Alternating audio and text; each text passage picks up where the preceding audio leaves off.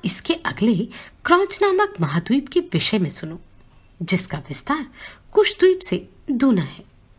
क्रौंच द्वीप में महात्मा द्युतिमान के जो पुत्र थे, उनका नामानुसार ही महाराज द्युतिमान ने उनके वर्षों के नाम रखे। नमस्कार, मैं आभा शर्मा जावास। इन ऑडियो बुक्स को बनाने में अगर आप अपना योगदान देना चाहते हैं तो मेंबरशिप लेके या दिए गए क्यूआर कोड का प्रयोग करके आप ऐसा कर सकते हैं। आपका छोटे से छोटा योगदान भी हमें प्रोत्साहित करता है। अन्यथा शेयर, लाइक या सब्सक्राइब करके तो आप ऐसा कर ही सकते हैं। नमस्कार। अगर आप किसी कारणवश मुझे सब्सक्राइब नहीं कर सकते तो लाइक अवश्य कीजिएगा। हे मुने, उसके कुशल, मंदक, उष्ण, पीवर, अंधकारक, मुनि और दुदुम्भी ये 7 पुत्र थे। वहां भी देवता और गंधर्वों से सेवित अति मनोहर 7 वर्ष पर्वत हैं। हे महाबुद्धे, उनके नाम सुनो। उनमें पहला क्रौंच, दूसरा वामन, तीसरा अंधकारक, चौथा घोड़ी के मुख के समान रत्नमय सोवाहिनी पर्वत, पांचवा दिवावृत, छठा पुंडरीक वन और 7वां महापर्वत दुदुम्भी है। वे द्वीप परस्पर एक दूसरे से दूने हैं और उन्हीं की भांति उनके पर्वत भी उत्तरोत्तर द्विगुण हैं। इन सुरमय वर्षों और पर्वत श्रेष्ठों में देवगणों के सहित संपूर्ण प्रजा निर्भय होकर रहती है। हे महामुने, वहां के ब्राह्मण, क्षत्रिय, वैश्य और शूद्र क्रम से पुष्कर, पुष्कल, धन्य और तिष्य कहलाते हैं। हे मैत्रेय, वहां जिनका जलपान किया जाता है उन नदियों का विवरण सुनो। उस द्वीप में 7 प्रधान तथा अन्य सैकड़ों क्षुद्र नदियां हैं। वे 7 वर्ष नदियां गौरी, कुमुदुती, संध्या, रात्रि, मनोजवा, क्षांति और पुंडरिका है। वहां भी रुद्र रूपी जनार्दन भगवान विष्णु की पुष्कर आदि वर्णों द्वारा यज्ञादि से पूजा की जाती है। यह क्रौंच द्वीप चारों ओर से अपने तुल्य परिमाण वाले दधिमंड अर्थात मट्ठे के समुद्र से घिरा हुआ है। और हे महामुने, यह मट्ठे का समुद्र भी शाक द्वीप से घिरा हुआ है, जो विस्तार में क्रौंच द्वीप से दूना है। शाकद्वीप के राजा महात्मा भव्य के भी 7 ही पुत्र थे। उनको भी उन्होंने पृथक पृथक 7 वर्ष दिए। वे 7 पुत्र जलद, कुमार, सुकुमार, मरीचक, कुसुमोद, मौदादिकी और महाद्रुम थे। उन्हीं के नामानुसार वहां क्रमशः 7 वर्ष हैं और वहां भी वर्षों का विभाग करने वाले 7 ही पर्वत हैं। हे द्विज, वहां पहला पर्वत उदयाचल है और दूसरा जलाधार तथा अन्य पर्वत रैवतक, श्याम, अस्ताचल, आंबिके और अति सुरमय गिरिश्रेष्ठ केसरी है। वहां सिद्ध और गंधर्वों से सेवित एक अति महान शाक वृक्ष है, जिसके वायु का स्पर्श करने से हृदय में परम आह्लाद उत्पन्न होता है। वहां चातुर्वर्ण से युक्त अति पवित्र देश और समस्त पाप तथा भय को दूर करने वाली सुकुमारी, कुमारी, नलिनी, धेनुका, इक्षु, वेणुका और गभस्थी ये 7 महापवित्र नदियां हैं। हे महामुने, इनके सिवा उस द्वीप में और भी सैकड़ों छोटी छोटी नदियां और सैकड़ों हजारों पर्वत हैं। स्वर्ग भोग के अनंतर जिन्होंने पृथ्वी तल पर आकर जलद आदि वर्षों में जन्म ग्रहण किया, वे लोग प्रसन्न होकर उनका जलपान करते हैं। उन 7 वर्षों में धर्म का ह्रास, पारस्परिक संघर्ष, कलह अथवा मर्यादा का उल्लंघन कभी नहीं होता। वहां मग, मागध, मानस और मंदक ये 4 वर्ण हैं। इनमें मग सर्वश्रेष्ठ ब्राह्मण है, मागध क्षत्रिय हैं, मानस वैश्य हैं तथा मंदक शूद्र हैं। हे महामुनि, शाक द्वीप में शास्त्र अनुकूल कर्म करने वाले पूर्वोक्त 4 वर्णों द्वारा संयत चित्त से विधि पूर्वक सूर्य रूपधारी भगवान विष्णु की उपासना की जाती है। हे मैत्रेय, यह शाकद्वीप अपने ही बराबर विस्तार वाले मंडलाकार दुग्ध के समुद्र से घिरा हुआ है। और हे ब्राह्मण, यह क्षीर समुद्र शाकद्वीप से दूने परिमाण वाले पुष्कर द्वीप से परिवेष्टित है। पुष्कर द्वीप में वहां के अधिपति महाराज सवन के महावीर और धातकी नामक 2 पुत्र हुए। अतः उन दोनों के नामानुसार उसमें महावीर खंड और धातकी खंड नामक 2 वर्ष हैं। हे महाभाग, इसमें मानसोत्तर नामक एक ही वर्ष पर्वत कहा गया है, जो इसके मध्य में वलयाकार स्थित है तथा 50 सहस्त्र योजन ऊंचा और इतना ही सब ओर गोलाकार फैला हुआ है। यह पर्वत पुष्कर द्वीप रूप गोले को मानो बीच में से विभक्त कर रहा है और इससे विभक्त होने से उसमें 2 वर्ष हो गए हैं। उनमें से प्रत्येक वर्ष और वह पर्वत वलयाकार ही है। वहां के मनुष्य रोग, शोक और राग द्वेष से रहित हुए 10 सहस्त्र वर्ष तक जीवित रहते हैं। हे द्विज, उनमें उत्तम अधम अथवा वध्य वधक आदि विरोधी भाव नहीं है। न उनमें ईर्ष्या, असूया, भय, द्वेष और लोभादि दोष ही है। महावीर वर्ष मानसोत्तर पर्वत के बाहर की ओर है और धातकी खंड भीतर की ओर। इसमें देव और दैत्य आदि निवास करते हैं। 2 खंडों से युक्त उस पुष्कर द्वीप में सत्य और मिथ्या का व्यवहार नहीं है और ना उसमें पर्वत तथा नदियां ही हैं। वहां के मनुष्य और देवगण समान वेश और समान रूप वाले होते हैं। हे मैत्रेय, वर्णाश्रमचार से हीन, काम्य कर्मों से रहित तथा वेदत्रयी, कृषि, दंड नीति और शुश्रूषा आदि से शून्य वे दोनों वर्ष तो मानो अत्युत्तम भौम अर्थात पृथ्वी के स्वर्ग हैं। हे मुने, उन महावीर और धातकी खंड नामक वर्षों में काल अर्थात समय समस्त ऋतुओं में सुखदायक और जरा तथा रोग आदि से रहित रहता है। पुष्कर द्वीप में ब्रह्मा जी का उत्तम निवास स्थान एक नयग्रोध अर्थात वट का वृक्ष है, जहां देवता और दानवादी से पूजित श्री ब्रह्मा जी विराजते हैं। पुष्कर द्वीप चारों ओर से अपने ही समान विस्तार वाले मीठे पानी के समुद्र से मंडल के समान घिरा हुआ है। इस प्रकार 7 द्वीप 7 समुद्रों से घिरे हुए हैं। वे द्वीप तथा उन्हें घेरने वाले समुद्र परस्पर समान हैं और उत्तरोत्तर दूने होते गए हैं। सभी समुद्रों में सदा समान जल रहता है, उसमें कभी न्यूनता अथवा अधिकता नहीं होती। हे मुनि श्रेष्ठ, पात्र का जल जिस प्रकार अग्नि का संयोग होने से उबलने लगता है, उसी प्रकार चंद्रमा की कलाओं के बढ़ने से समुद्र का जल भी बढ़ने लगता है। शुक्ल और कृष्ण पक्ष में चंद्रमा के उदय और अस्त से न्यूनाधिक न होते हुए भी जल घटता और बढ़ता है। हे महामुने, समुद्र के जल की वृद्धि और क्षय 510 अंगुल तक देखी जाती है। हे विप्र, पुष्कर द्वीप में संपूर्ण प्रजावर्ग सर्वदा बिना प्रयत्न के अपने आप ही प्राप्त हुए षडरस भोजन का आहार करते हैं। स्वादुदक अर्थात मीठे पानी के समुद्र के चारों ओर लोक निवास से शून्य और समस्त जीवों से रहित उससे दूनी सुवर्णमय भूमि दिखाई देती है। वहां 10 सहस्त्र योजन विस्तार वाले लोकालोक पर्वत हैं। वह पर्वत ऊंचाई में भी उतने ही सहस्त्र योजन है। उसके आगे उस पर्वत को सब ओर से आवृत कर घोर अंधकार छाया हुआ है तथा वह अंधकार चारों ओर से ब्रह्मांड कटाह से आवृत है। हे महामुने, अंड कटाह के सहित द्वीप, समुद्र और पर्वतादि युक्त यह समस्त भूमंडल 50 करोड़ योजन विस्तार वाला है। हे मैत्रेय, आकाशादि समस्त भूतों से अधिक गुण वाली यह पृथ्वी संपूर्ण जगत की आधारभूता और उसका पालन तथा उद्भव करने वाली है।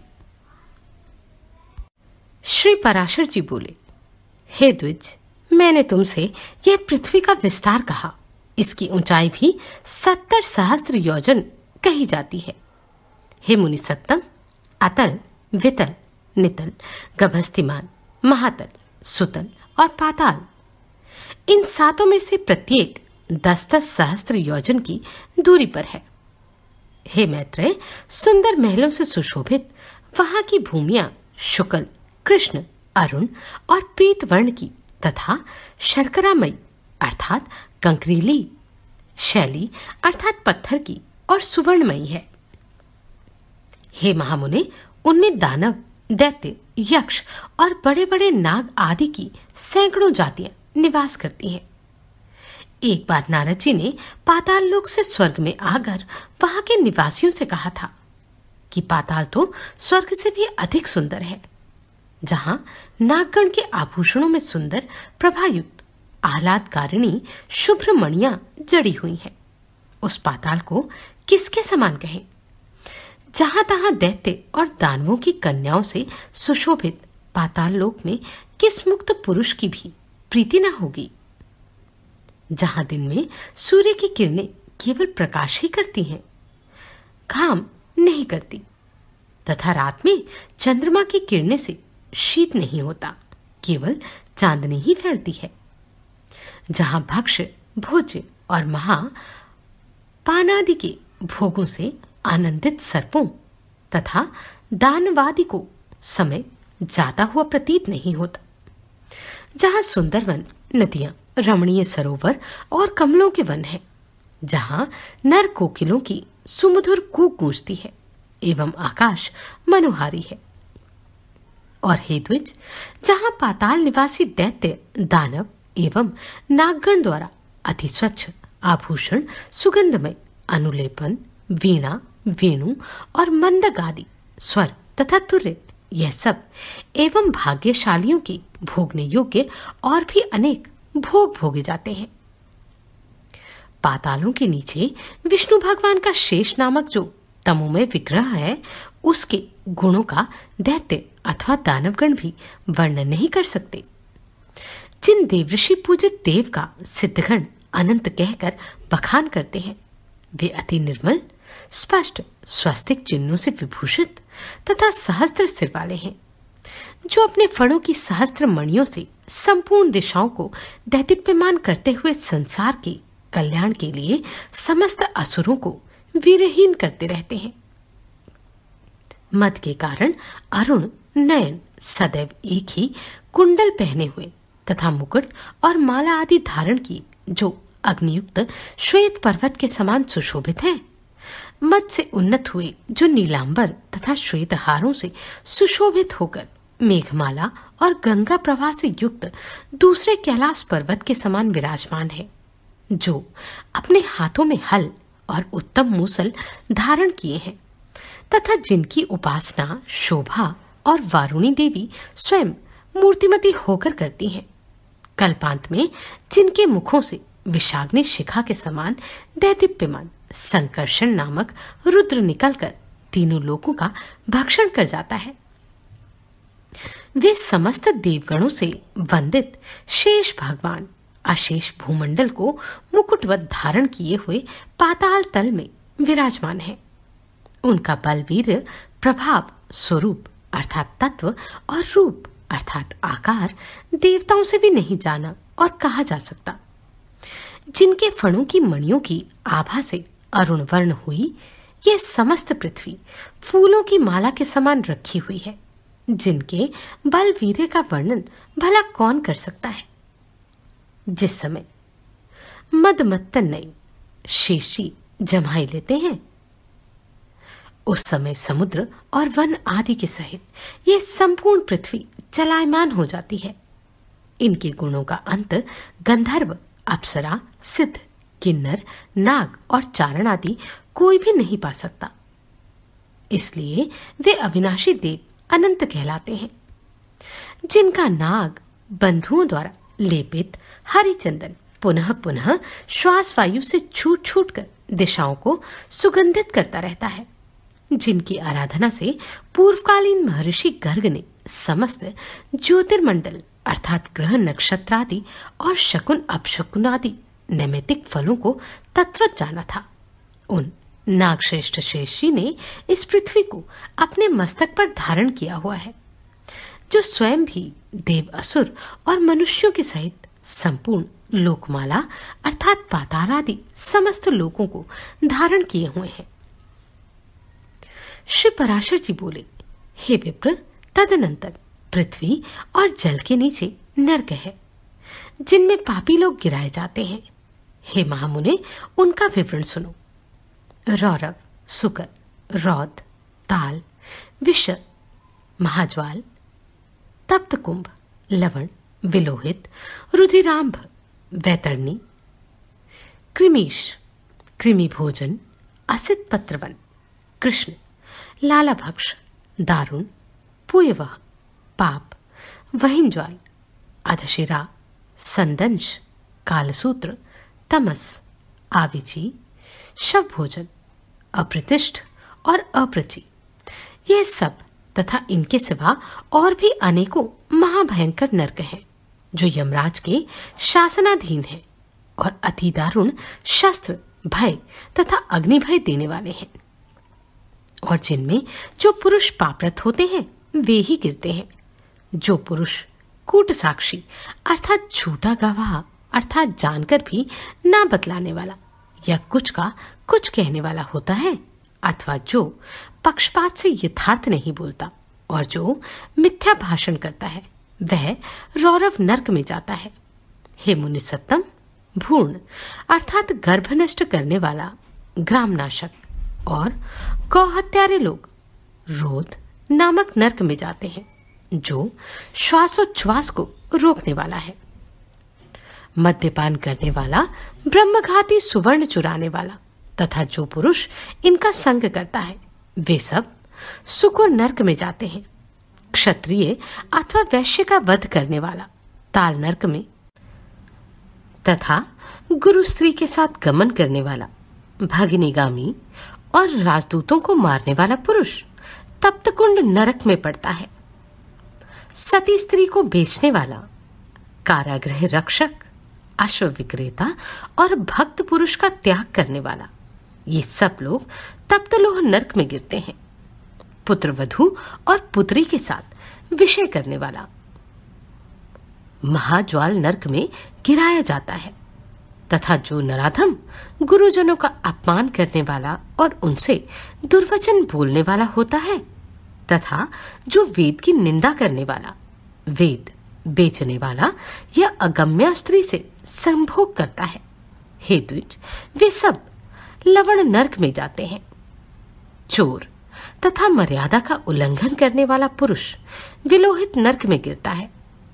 देव, द्विज और पितृगण से द्वेष करने वाला तथा रत्न को दूषित करने वाला कृमि भक्ष नरक में और अनिष्ट यज्ञ करने वाला कृमिश नरक में जाता है। जो नराधम पितृगण, देवगण और अतिथियों को छोड़कर उनसे पहले भोजन कर लेता है, वह अति उग्र लालाभक्ष नरक में पड़ता है। और बाण बनाने वाला वेधक नरक में जाता है। जो मनुष्य कर्णी नामक बाण बनाते हैं और जो खड्ग आदि शस्त्र बनाने वाले हैं, वे अति दारुण विषसन नरक में गिरते हैं।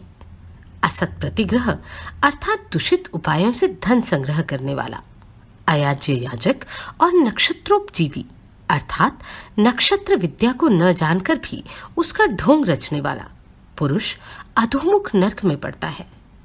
साहस अर्थात निष्ठुर कर्म करने वाला पुरुष पुयवहन नरक में जाता है, तथा पुत्र मित्रादि की वंचना करके अकेले ही स्वादु भोजन करने वाला और लाख, मांस, रस, तिल तथा लवण आदि बेचने वाला ब्राह्मण भी उसी पुयवह नरक में गिरता है।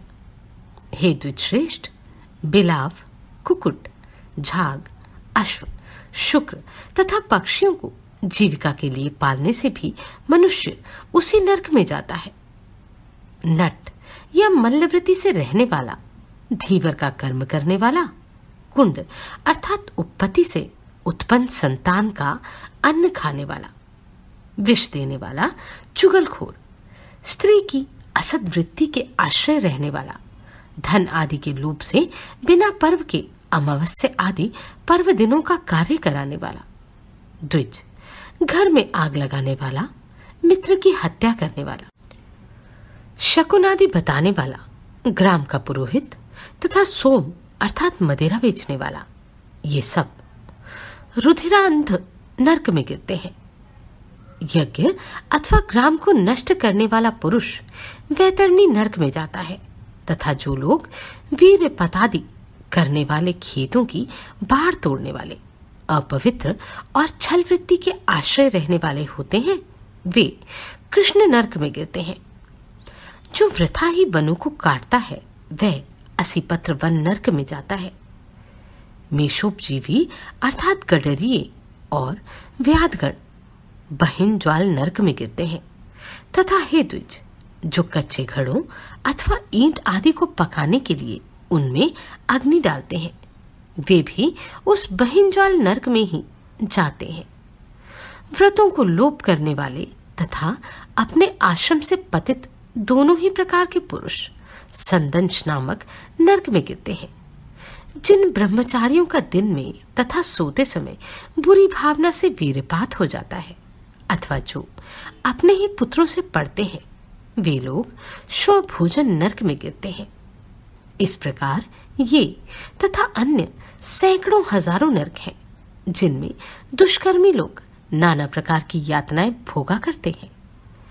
इन उपर्युक्त पापों के समान और भी सहस्त्रों पाप कर्म हैं।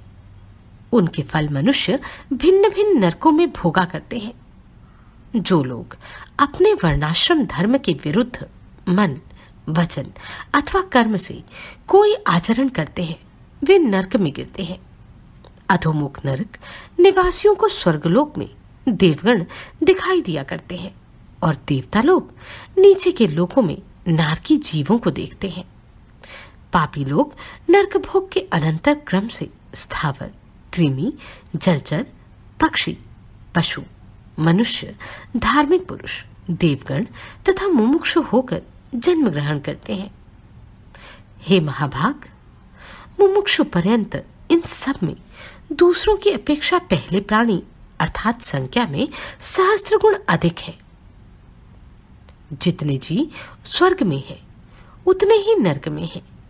जो पापी पुरुष अपने पाप का प्रायश्चित नहीं करते वे ही नरक में जाते हैं। भिन्न भिन्न पापों के अनुरूप जो जो प्रायश्चित है उन्हीं उन्हीं को महर्षियों ने वेदार्थ का स्मरण करके बताया है। हे मैत्रेय, स्वयंभू मनु आदि स्मृतिकारों ने महान पापों के लिए महान और अल्पों के लिए अल्प प्रायश्चितों की व्यवस्था की है, किंतु जितने भी तपस्यात्मक और कर्मात्मक प्रायश्चित हैं उन सब में श्री कृष्ण स्मरण सर्वश्रेष्ठ है। जिस पुरुष के चित्त में पाप कर्म के अनंतर पश्चाताप होता है उसके लिए ही प्रायश्चितों का विधान है, किंतु यह हरिस्मरण तो एकमात्र स्वयं ही परम प्रायश्चित है। प्रातःकाल, सायकाल, रात्रि में अथवा मध्याह्न में किसी भी समय श्री नारायण का स्मरण करने से पुरुष के समस्त पाप तत्काल क्षीण हो जाते हैं। श्री विष्णु भगवान के स्मरण से समस्त पाप राशि के भस्म हो जाने से पुरुष मोक्ष पद प्राप्त कर लेता है। स्वर्ग लाभ तो उसके लिए विघ्न रूप माना जाता है।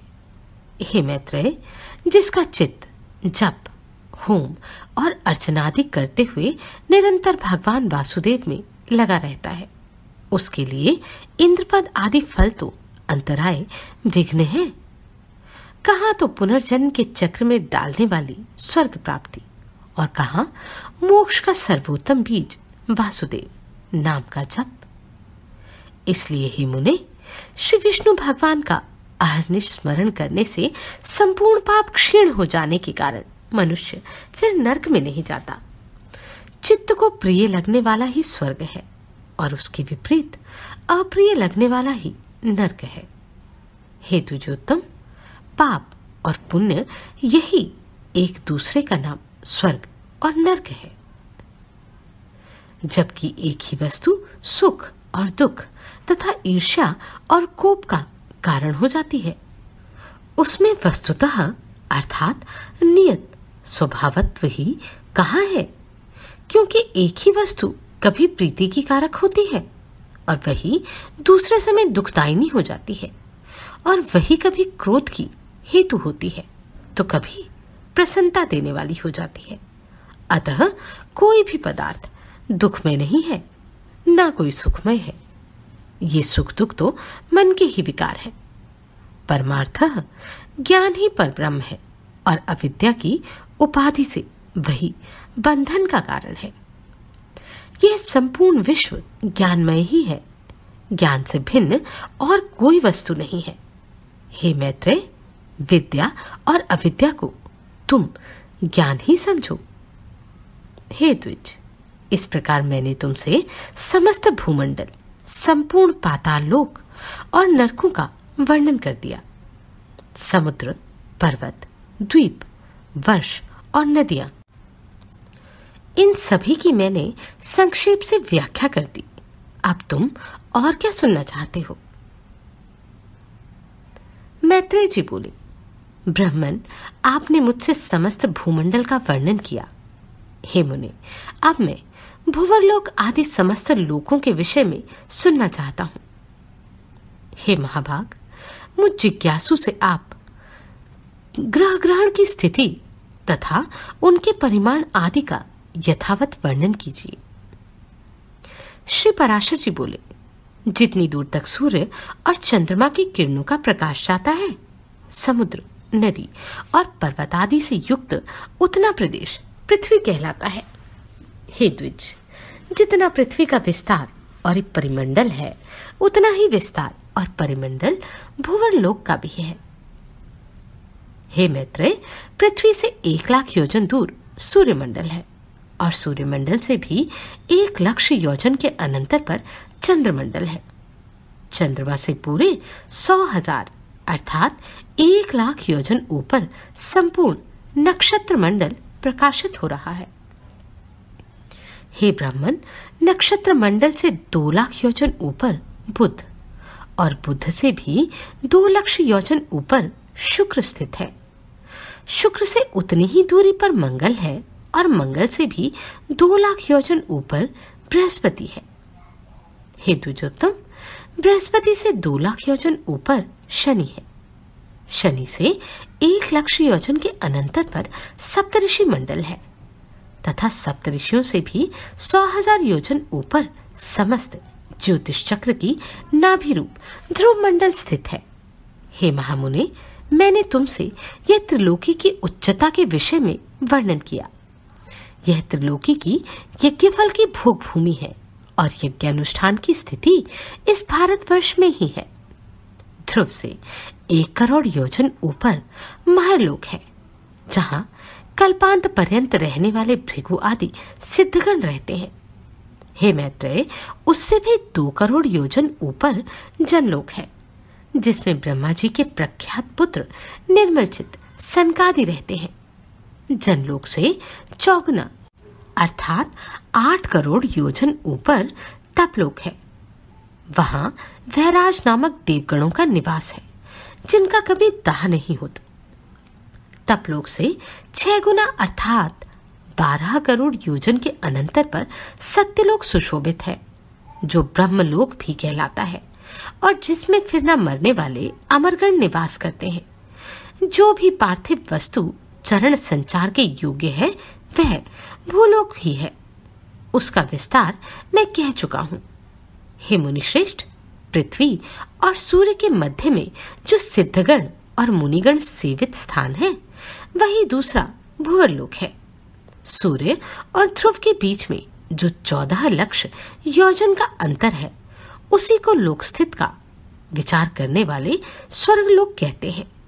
हे मैत्रेय, भूः भुव स्वः कृतक त्रिलोक्य कहलाते हैं और जन, तप तथा सत्य ये तीनों अकृतक लोक हैं। इन कृतक और अकृतक त्रिलोकियों के मध्य में महरलोक कहा गया है, जो कल्पांत में केवल जन शून्य हो जाता है, अत्यंत नष्ट नहीं होता। इसलिए यह कृतकाकृत कहलाता है। हे मैत्रेय, इस प्रकार मैंने तुमसे ये 7 लोक और साथ ही पाताल कहे। इस ब्रह्मांड का बस इतना ही विस्तार है। यह ब्रह्मांड कपित अर्थात कैथे के बीज के समान ऊपर नीचे सब ओर अंड कटाह से घिरा हुआ है। हे मैत्रेय, ये अंड अपने से 10 गुने जल से आवृत है और वह जल का संपूर्ण आवरण अग्नि से घिरा हुआ है। अग्नि वायु से और वायु आकाश से परिवेष्टित है तथा आकाश भूतों के कारण तामस अहंकार और अहंकार महतत्व से घिरा हुआ है। हे मैत्रेय, ये सातों उत्तरोत्तर एक दूसरे से 10 गुने हैं। महतत्व को भी प्रधान ने आवृत कर रखा है। वह अनंत है तथा उसका न कभी अंत अर्थात नाश होता है, न कोई संख्या ही है, क्योंकि हे मुने, वह अनंत, असंख्य, अपरिमेय और संपूर्ण जगत का कारण है और वही परा प्रकृति है। उसमें ऐसे ऐसे हजारों लाखों तथा सैकड़ों करोड़ ब्रह्मांड है। जिस प्रकार काष्ठ में अग्नि और तिल में तैल रहता है, उसी प्रकार स्वप्रकाश चेतनात्मा व्यापक पुरुष प्रधान में स्थित है। हे महाबुद्धे, ये संशयशील आपस में मिले हुए प्रधान और पुरुष भी समस्त भूतों की स्वरूप भूता विष्णु शक्ति से आवृत है। हे महामते, वह विष्णु शक्ति ही प्रलय के समान उनके पार्थक्य और स्थिति के समय उनके सम्मिलन के हेतु तथा सर्गारंभ के साथ वही उनके क्षोभ की कारण है। जिस प्रकार जल के संसर्ग से वायु सैकड़ों जल कणों को धारण करता है, उसी प्रकार भगवान विष्णु की शक्ति भी प्रधान पुरुष में जगत को धारण करती है। हे मुने, जिस प्रकार आदि बीज से ही मूल, स्कंद और शाखा आदि के सहित वृक्ष उत्पन्न होता है और तदनंतर उससे और भी बीज उत्पन्न होते हैं तथा उन बीजों से अन्य अन्य वृक्ष उत्पन्न होते हैं और वे भी उन्हीं लक्षण, द्रव्य और कारणों से युक्त होते हैं, उसी प्रकार पहले अव्यकृत अर्थात प्रधान से महतत्व से लेकर पंचभूत पर्यंत संपूर्ण विकार उत्पन्न होते हैं तथा उनसे देव, असुर आदि का जन्म होता है और फिर उनके पुत्र तथा उन पुत्रों के अन्य पुत्र होते हैं। अपने बीज से अन्य वृक्ष के उत्पन्न होने से जिस प्रकार पूर्व वृक्ष की कोई क्षति नहीं होती, उसी प्रकार अन्य प्राणियों के उत्पन्न होने से उनके जन्मदाता प्राणियों का ह्रास नहीं होता।